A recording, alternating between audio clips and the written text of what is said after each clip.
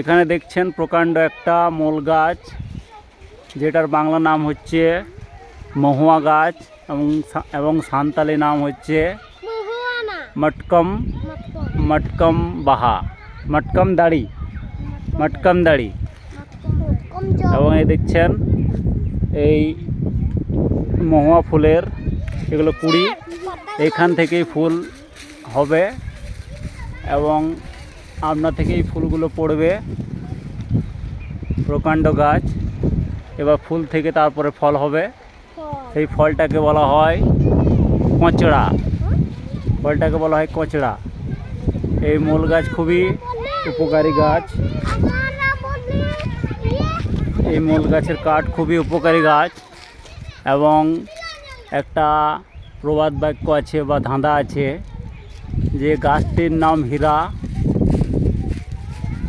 তাই ধরে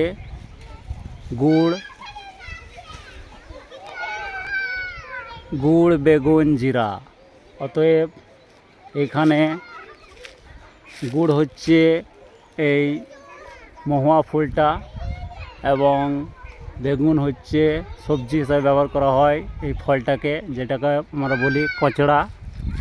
এবং জিরা হচ্ছে এই ফুলের ভিতরে কেশরের মধ্যে একটা অংশ থাকে, সেটাই হচ্ছে জিরা।